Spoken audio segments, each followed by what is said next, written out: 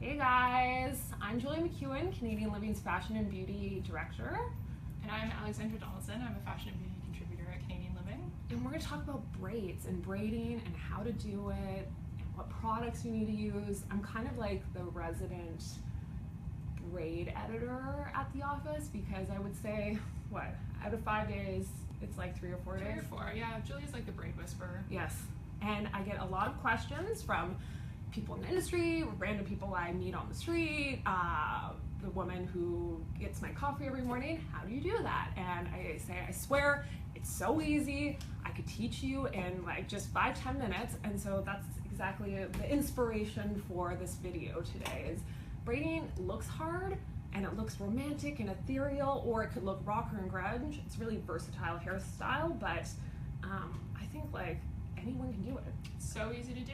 But it does take practice. So you may not get it on the first time, but the second time you watch this video maybe, then you'll master it, I swear.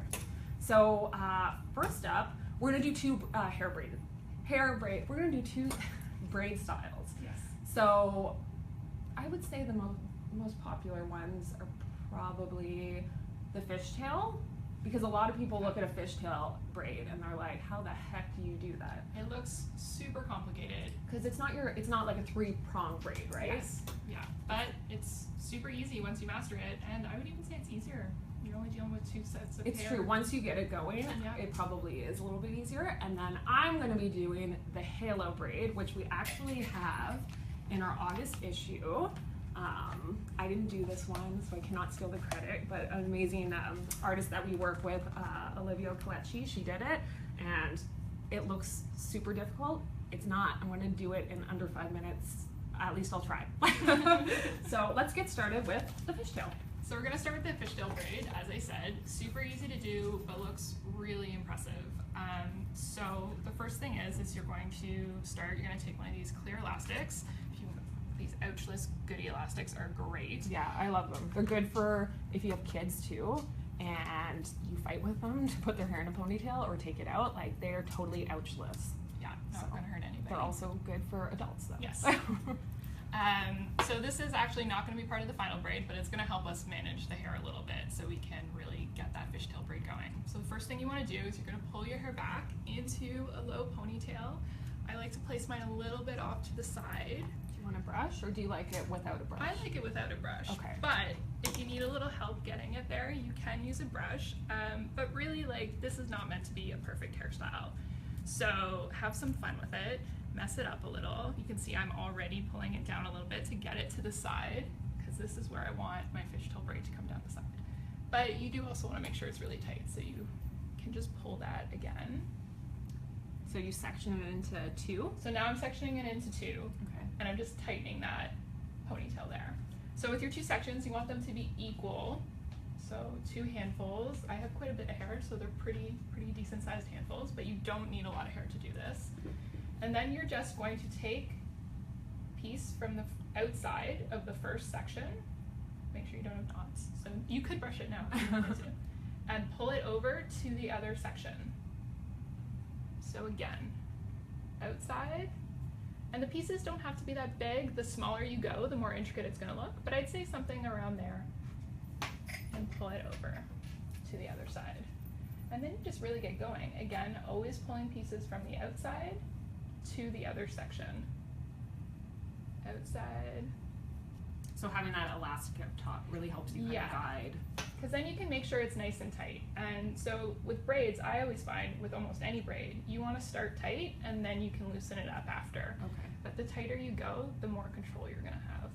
So again, just moving it over like this. Yeah, if you have medium to long hair, you can definitely do a style like this. Yeah, and you can even do, like, we're doing one big one, but you can do 2 smaller ones, more of a pigtail style for a little bit of youthfulness. And you just keep going. Okay, as Alex, we'll check back in with Alex in a sec, but I just want to talk about some great products that you can use to kind of help you achieve a braid. Now, the great thing about a braid is I don't wash my hair like ever, like until I really have to and it starts to smell and I've used too much fragrance on it to cover it up, and I'll go for like 2, well, no, not 2 weeks, a week and a half before I wash it. So dirty hair is great because the more texture you have, the braid's gonna hold better, and you're kind of gonna be able to give it a little bit more of a disheveled look. Now, if you have to wash your hair every day, you have oily scalp, or you have very fine, slippery hair, I call it slippery hair. You kind of, if you have slippery hair, you know, like you can't really hold a curl. You probably have really healthy hair, and that's why I do not have healthy hair. So that's why I have very good grip. But if you want some grip, or you just washed your hair on wet hair, use John Frieda, well, you can use any mousse. I really like this one, Luxurious Volume. So you kind of crunch that into your wet hair. So this is great for wet hair. This is another good wet hair product. It's like Hairstyles, it's a spray gel. So it kind of gives you that same effect, but I do find that the mousse is a little bit stronger of a hold. Now, if your hair's dry and you want to do a braid style, it's still slippery, maybe again, it's clean all the way, go with a dry shampoo. You can get dry shampoos at any price level. This is a classic one, Do Over from John Frieda. It's a great one. Good technique when you're doing dry shampoo is to take, the whole idea is to take sections and give kind of the spray at your root, and that's also going to help with volume. However, if you do want to give your hair texture everywhere, you don't have to be as direct. Now, for everyday use, like I said, go to the roots, lift your hair up, go to the roots. But for this braid style, I would do it everywhere because you really want texture everywhere. So there's not just one way to use a product. You can have fun with it. And then there's the salt spray, which I know you're a fan of the salt sprays. It's my favorite. I am notoriously bad for styling my hair in any way. I hate blow dryers. So I take a little bit of the salt spray when my hair's still damp, spray it in, scrunch it up, and you know, sometimes you hope for the best, but you usually get a really two-soled beach. And why do you like using that for braiding?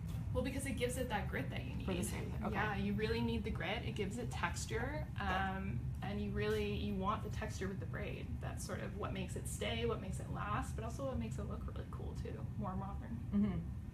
So we're getting close to the end. We're getting down, and you can start to see it take shape there. It's a little bit more difficult if you have layers like I do, but if you work slow and steady and take small sections, you can usually get all the way through. So once you get to the end, I could keep going, but you can sort of see what's going on there. Yeah. You're going to take another elastic and secure the end. So these ones are great. And then secure it 3 times for me. And those are good too because I feel like they don't break. Whereas there's some other clear elastics out on the market that will snap at if you try and do a third go. So then what you do is you want to take this guy off. The easiest way is to just grab scissors and cut it. But we forgot scissors at our desk, yeah. So I'm going to try and take it around the braid, which you have to be careful with. But I almost feel like that would help give it that distorted, disheveled look if you didn't want to. So there we go. It's coming off. Oh, we're going to, okay, that's all right. We're going to pull out this little piece here because, you know, it's all right. And then you just start to pull it apart. Yeah. And then it really gets that sort of like mermaid, fishtail vibe. Mermaid hair. It's like my goal in life. It's also great because this, if you don't have thick hair, pulling it out like this is going to make it look a lot more full. Yeah. And that's it. That's my little, so cute. All right, it's my turn. So I'm going to do the halo braid. Again, it looks really complicated. It doesn't have to be. You can do it in a few different styles. You can do a 3-prong braid, or you can just do it as a twist. What do you think I should do? Should I do the twist or the 3-prong? I think we do 3-prong. Okay. Show them just go how big or easy. go home, yeah, right? Might as well. Okay. But if you are starting off, we have a great video on the website that we'll throw up the link to, and it's how to do this exact same style on yours truly, but it's done with the twist rather than the 3-prong braid. So what I did is I just sectioned my hair back here, just kind of to contain it in this general area. I don't want it mixing here. But my goal is to take this braid and wrap it around my entire head. If you have bangs, you can braid them in, I like my bangs and I would like to keep them out, but it's possible. So even with hair this short, you still can braid them in. So I'm just gonna give a little brush. I've already given my hair plenty of texture, so I'm gonna start with just doing a 3-prong braid. Now,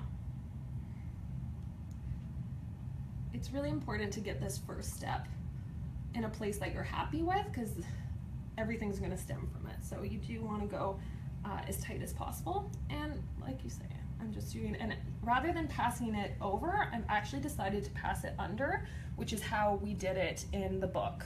So I haven't added any additional hair from that first section. I just did 2 passes under of the 3-prong braid. Now I'm going to start adding hair to it. So with this end, I've added a bit of hair. With this end, again, I'm going to add a little bit of hair.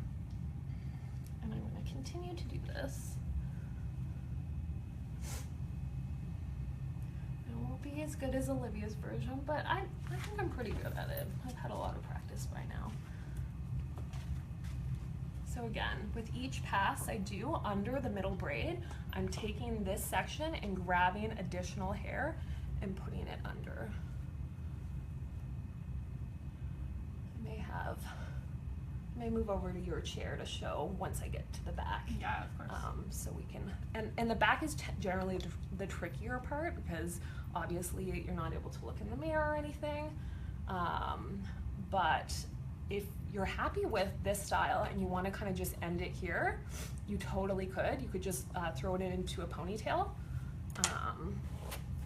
My face is turning into a tomato because we have these very hot lights on. But I'm not sunburned. Wear sunscreen, everyone.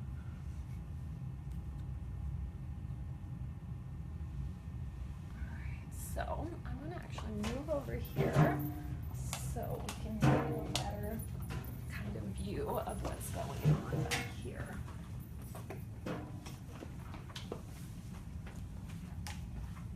So you're seeing I'm grabbing, I think I put a little bit too much texturizer, if that's possible. All right, so now I'm going to take that clip out that I had here, because I'm going to need this hair to complete it. You do want it to be, although I do want the actual braid to be disheveled, you want it to be as smooth as possible behind your head. Because you don't want complete chaos everywhere. Maybe you do.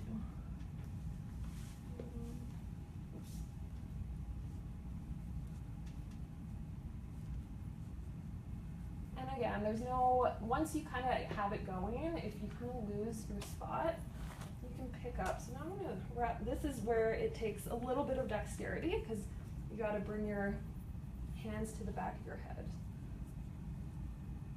And again, you just kind of feel it around.